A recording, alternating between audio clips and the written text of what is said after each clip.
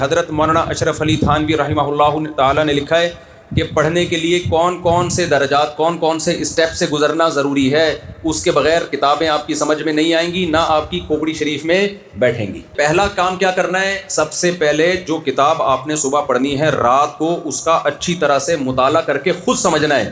آپ نے کیا کرنا ہے؟ کل آپ کا سبق ہے، آج آپ نے قدوری کا خود مطالعہ کرنا ہے۔ آپ کہو گے ہم نے تو استاد سے پڑھی نہیں، ہمیں کہاں سے سمجھ میں آ گئی؟ اگر سمجھ میں آ رہی ہوتی تو استاد سے پڑھنے کی کیا ضرورت ہے؟ بھائی آپ سمجھو کیا لکھا ہوا ہے اس میں، خود سمجھو۔ بنگالی کتاب یا اردو کتاب، بنگلہ زبان یا اردو زبان دیکھنے کی اس میں اجازت نہیں ہے۔ جاہل رہ جاؤ زیادہ اچھا ہے، لیکن یہ علوم عربی میں ہے، عربی کتابیں پڑھنے کی صلاحیت نہیں آئے گی تو کوئی فائدہ نہیں ہے۔ خود سمجھنے میں پورا نہیں سمجھ میں آئے گا۔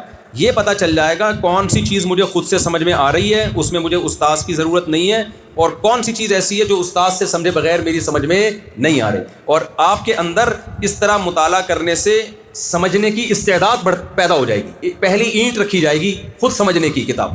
حضرت حکیم الامہ نے لکھا پھر اگلا اسٹیپ کیا ہوگا؟ استاذ کے سبق کو پھر غور سے سنیں کہ یہ تو میں نے سمجھا ہوا تھا، یہ جو نہیں سمجھا ہوا ہے اس کا مطلب کیا ہے۔ تیسرا درجہ کیا ہے؟ پھر تکرار کر کے، آپس میں تکرار کر کے اس کو اچھی طرح سے ذہن نشین۔ تکرار کسے کہتے ہیں؟ خود طلبہ کو جمع کر کے وہ پڑھا دو۔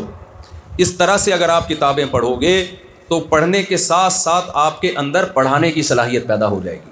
ہم نے کتنی کتابیں ایسی ہیں مدرسے میں پڑھی اور پڑھتے ہی پڑھانا شروع کر دیں۔